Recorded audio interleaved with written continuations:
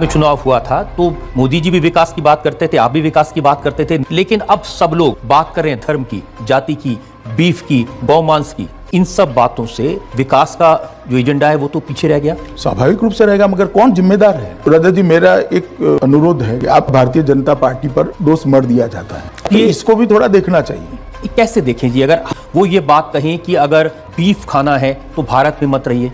उन्होंने ऐसा नहीं कहा है एग्जैक्टली कहा कि मुसलमान इस देश में रह सकते हैं लेकिन बीफ खाना छोड़ना होगा। सबसे पहले कौन गया? राहुल गांधी गए। उनको सवाल पूछा आपने? कांग्रेस पार्टी को पूछे, भैया बात का बटंगर बना रहे हैं, मगर मुझे ये बात का जवाब दीजिए, समाजवादी पार्टी को क्यों कटघरे में नहीं खड़ा करता? इसलिए कि अस्सलाम वालेकुम, welcome back my YouTube channel. आज हम एक नई वीडियो का रिएक्शन करने वाले हैं। बहुत ही मज़ेदार रिएक्शन होने वाला है इस वीडियो पर, जो कि आपको देखने में इसमें नॉलेज में इजाफा होगा। तो बगैर टाइम वेस्ट किए हम वीडियो को स्टार्ट करते हैं।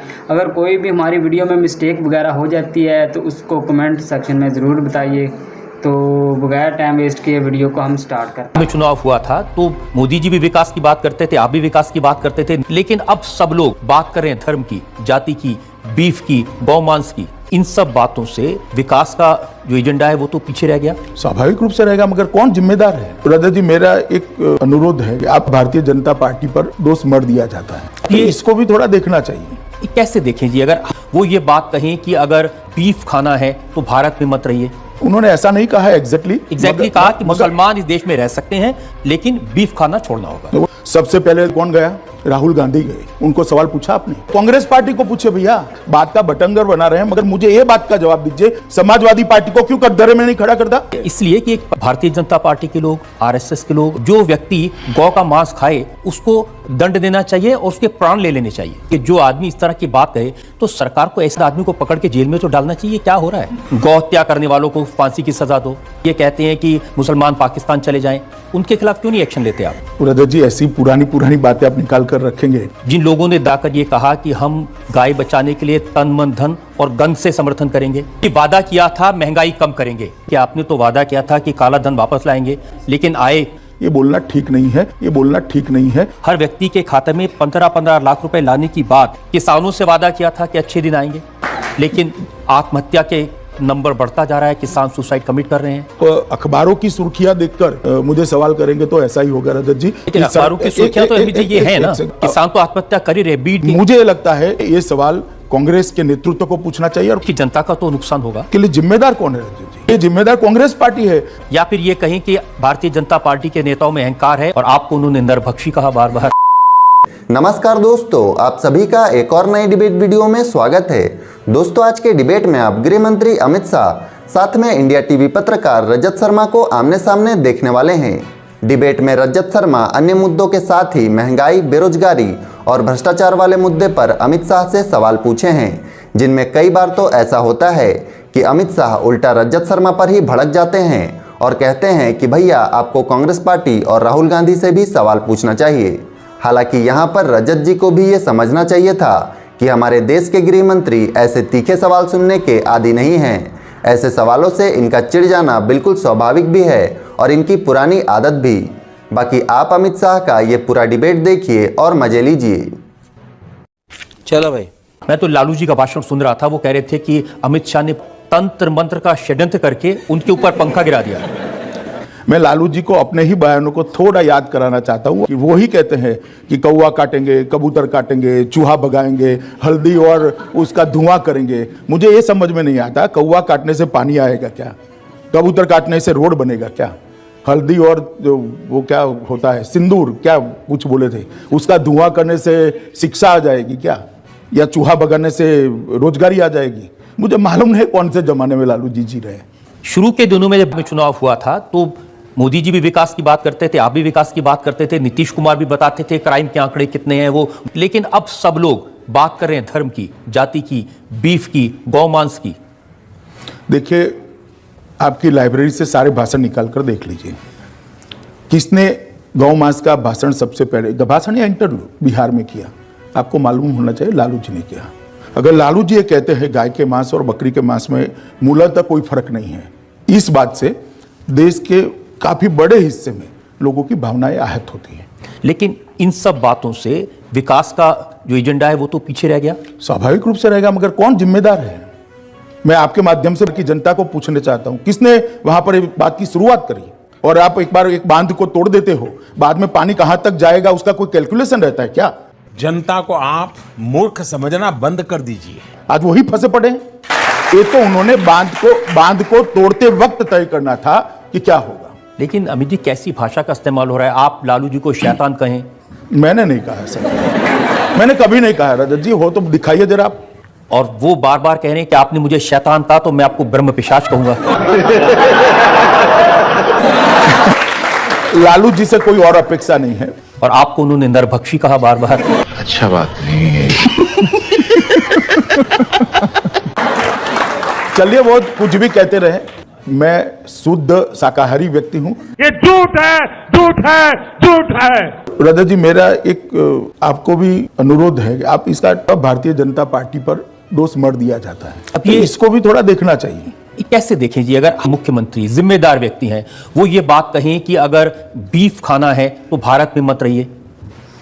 उन्होंने ऐसा नहीं कहा है एग्जैक्टली कहा कि मुसलमान इस देश में रह सकते हैं लेकिन बीफ खाना छोड़ना होगा। वो ठीक है, ऐसा उन्होंने नहीं बोलना चाहिए। उन्होंने खुद खेद व्यक्त किया है और पार्टी ने भी कहा है कि खट्टर जी के बयान के साथ पार्टी इत्तेफाक नहीं रखती। वो उनका व्यक्तिगत बयान है, उन्होंने बयान नहीं देना चाहिए, उसमें दो राय नहीं है। सबसे पहले कौन गया? राहुल गांधी गए। उनको सवाल पूछा आपने? वो तो बोलते ही नहीं है। मगर वो नहीं बोलते हैं तो कांग्रेस पार्टी को पूछे भैया। ये ठीक है, उनके मुंह से एक शब्द निकल गया, उसको पकड़कर बात का बटंगर बना रहे हैं। मगर मुझे ये बात का जवाब दीजिए, इवन आपका चैनल भी समाजवादी पार्टी को क्यों कटघरे में नहीं खड़ा करता? करना चाहिए या नहीं करना चाहिए? काफी लोग तो ऐसे हैं जो मोदी क्यों चुने न जाए इसका एक पत्र पारित किए थे लोकसभा के चुनाव में, अब चुनकर आ गए तो हम क्या करें? जनता ने चुना है भाई। इसलिए कि एक परसेप्शन ये बना है कि भारतीय जनता पार्टी के लोग, आरएसएस के लोग, जो व्यक्ति गौ का मांस खाए उसको दंड देना चाहिए और उसके प्राण ले लेने चाहिए। इस सज्जन को क्या तकलीफ है भाई? क्या तकलीफ है इनको? मैं दो हिस्सों में आपका सवाल है, दोनों हिस्सों का जवाब देता हूं। नहीं, लेकिन आप क्या ऐसी बातों को प्रूव करेंगे? जो आदमी इस तरह की बात कहे, क्योंकि वेदों में भी मैंने चेक किया इस तरह की बात नहीं कही गई, तो सरकार को ऐसे एक आध आदमी को पकड़ के जेल में तो डालना चाहिए। क्या हो रहा है? गौ हत्या करने वालों को फांसी की सजा दो। जो गिरिराज सिंह ये कहते हैं कि मुसलमान पाकिस्तान चले जाएं, उनके खिलाफ क्यों नहीं एक्शन लेते आप? देखिए रजत जी, ऐसी पुरानी बातें आप निकाल कर रखेंगे तो बहुत सारा दोनों ओर की काफी चीजें सामने आएगी। जिन लोगों ने दाकर ये कहा कि हम गाय बचाने के लिए तन मन धन और गंध से समर्थन करेंगे, मैंने कहा देखिए, इस प्रकार के किसी भी बयान से भारतीय जनता पार्टी इत्तेफाक नहीं रखती है। अमित जी वादा किया था महंगाई कम करेंगे और दाल हो गई 200 रुपए किलो। मुझे क्रेडिट नहीं चाहिए।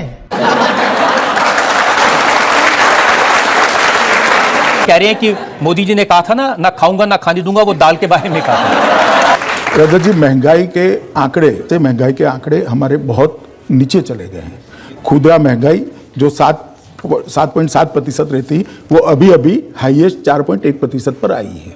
मुझे निश्चित भरोसा है कि भारतीय जनता पार्टी की सरकार महंगाई को काबू करेगी। तो करना, परेशान हो गए हम लोग 2.5 साल से, ये भी परेशान हो गए, हम भी परेशान हो गए, करो फिर, क्यों नहीं कर रहे?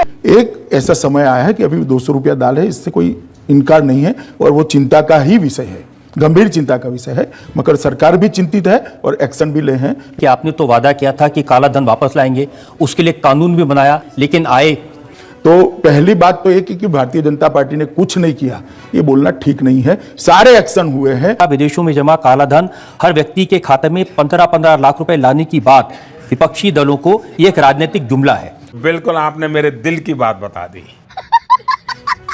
स्वाभाविक रूप से मैंने जो कहा तो मैं फिर से रिपीट कर देता हूं। प्रधानमंत्री मोदी जी ने कहा था कि विदेशों में इतना काला धन है कि अगर उसका भागाकार कर दिया जाए, मतलब उसको डिवाइड कर दिया जाए, तो हर व्यक्ति के हिस्से में 15 लाख रुपया आएगा। इसका मतलब किसी के बैंक अकाउंट में जमा नहीं होता। रजत जी, आप भी समझ सकते हैं, जब भाषण देते हैं इमोशनली, तब जो बोलते हैं उसका इस तरह का फुल स्टॉप कॉमा में मीनिंग नहीं निकलता है। क्या कहना क्या चाह रहे हैं भाई आप? तो किस राहुल तरह जी से भी तो ये कह रहे हैं, देखिए बगैर कॉमा फुल स्टॉप के वो रोज पूछ रहे हैं 15 लाख कब आएंगे। नहीं, पहले वो उनकी समझ पर डिपेंड है। मैं इतना कहना चाहता हूं कि सरकार के खजाने से 15 लाख रुपया किसी के अकाउंट में किस तरह से जा सकता है। लेकिन मैं आपको ये बता दूं कि लोगों के मन में ये इंप्रेशन क्रिएट किया है कांग्रेस ने भी किया है, लालू जी ने भी किया है कि इन्होंने वादा किया था आपके 15-15 लाख रुपए अकाउंट में आएंगे और पैसा आया नहीं। वो ठीक है, आज क्लियर हो जाएगा आपके माध्यम से। तुम्हें शर्म है? कुछ शर्म आया है? और आपने किसानों से वादा किया था कि अच्छे दिन आएंगे, लेकिन आत्महत्या के नंबर बढ़ता जा रहा है, किसान सुसाइड कमिट कर रहे हैं। नंबर बढ़ा नहीं है, नंबर में 20% की कटौती होती। दूसरी बात, जहां तक किसानों का सवाल है, भारतीय जनता पार्टी की सरकार ने आने के बाद सबसे बड़ा समस्या आकाश के आधार पर खेती करने वाले किसानों की होती थी। जो कुदरती आपदा जब आती थी तब कहीं के नहीं रहते थे। भारतीय जनता पार्टी की सरकार ने जो आकाश से खेती करने वाले किसान थे, मतलब बाढ़ आ गई या सूखा पड़ गया या उनकी फसल बह गई, तो उसको 1 हेक्टेयर तक ही मुआवजा मिलता था, उसको उन्होंने 2 हेक्टेयर कर दिया, मतलब 100% का वृद्धि किया। दूसरा, पहले 50% का नुकसान किसान का होता है तो ही उसको मुआवजा दिया जा सकता था, उसको घटाकर हमने 33% कर दिया, मतलब 42% किसान बढ़ गए मुआवजा लेने वाले। और मुआवजे की राशि के अंदर एक ही वक्त में 50% का वृद्धि किया है। मैं मानता हूं, उम्मीद करता हूँ ये वीडियो बहुत ही आपको अच्छी लगी होगी। इस तरह के रिएक्शन की वीडियो देखने के लिए हमारे YouTube चैनल को सब्सक्राइब करें और कमेंट सेक्शन में ज़रूर बताएं कि मैंने कौन सी मिस्टेक इस वीडियो में की है, कौन सी नहीं, और लाइक ज़रूर करें अगर वीडियो अच्छी लगी। और कोई भी वीडियो पर रिएक्शन देना हो, आपकी फेवरेट जिसको आप देखना चाहते हैं कि ये मेरी रिएक्शन इस पर वीडियो पर दें, तो उस वीडियो का नाम या लिंक मेरे डिस्क्रिप्शन में दे दें। नेक्स्ट वीडियो उस वीडियो पर रिएक्शन दे दूँगा। तो उम्मीद करता है ये वीडियो बहुत ही अच्छी और आपको नॉलेज भी इससे हासिल हुआ होगा। तो मिलते हैं नेक्स्ट वीडियो में, तब तक रखिएगा अपना ख्याल और मुझे रखिएगा दुआ में याद। ओके, अल्लाह हाफिज़।